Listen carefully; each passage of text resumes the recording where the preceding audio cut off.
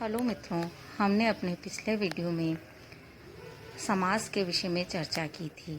समास किसे कहते हैं, दो शब्दों के मिलने से जो नया शब्द बनता है उसे क्या कहते हैं, समास कितने प्रकार के होते हैं, और उसी प्रसंग में हमने प्रथम समास अव्ययी भाव के विषय में विस्तार से चर्चा की थी।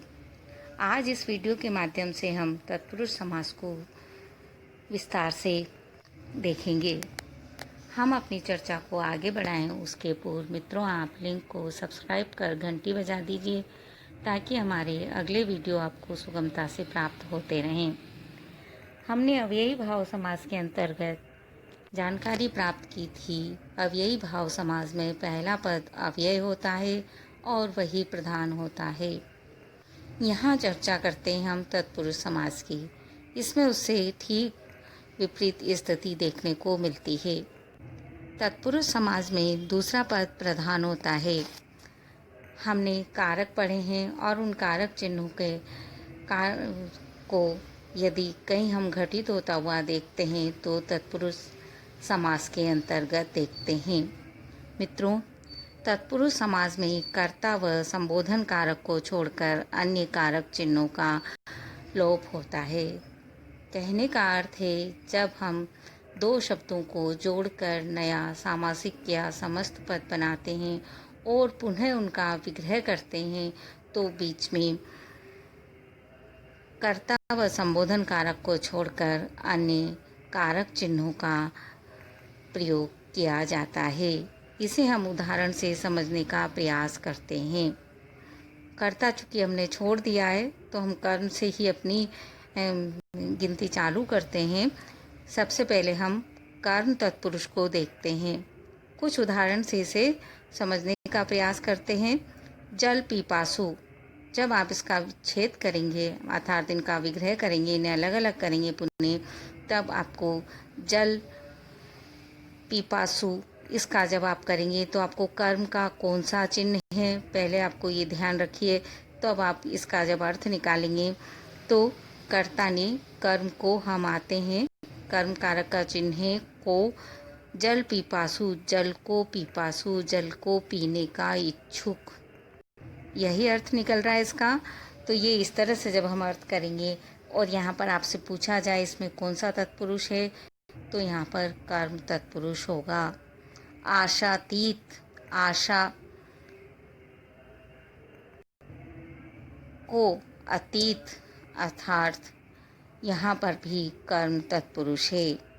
देशगत, देश को गत, यहाँ पर भी कर्म तत्पुरुष है। ऐसे बहुत से उदाहरण हमें मिलते हैं। परीक्षा में इसी तरह से प्रश्न देकर पूछा जाता है इसमें कौन सा समास है। गगनचुंबी, जेबकट, काशीगत, हस्तगत इत्यादि इसी प्रकार के उदाहरण के अंतर्गत आते हैं। तत्पुरुष समास का दूसरा भेद है करण तत्पुरुष। करण का चिन्ह होता है से। हस्त से लिखित तो होगा आपका सामासिक पद बनेगा हस्त लिखित। तुलसीकृत, ईश्वर दत्त, आनंद युक्त, मन माना, गुण भरा, कपड़छन, ये सब इसी तरह के उदाहरण हैं। तीसरा तत्पुरुष हम देखते हैं वह है संप्रदान तत्पुरुष। मित्रों, आपको पता है संप्रदान तत्पुरुष के जो चिन्ह हैं वह के लिए होता है। रसोई घर, रसोई के लिए घर, देशभक्ति, देश के लिए भक्ति, गुरु दक्षिणा, हवन सामग्री, ठकुर सुहाती, इसी तरह के शब्द हैं जो संप्रदान तत्पुरुष के अंतर्गत आते हैं। अब आते हैं हम अगले तत्पुरुष पर, अपादान तत्पुरुष। अपादान का प्रयोग मित्रों आपको पता है इसका चिन्ह से होता है और यह अलग करने के अर्थ में प्रयोग होता है। पदच्युत, पद से च्युत, पथ भ्रष्ट, भयभीत, भय से भीत, देश निकाला, काम चोर, जन्मांध, इसी तरह के शब्द हैं।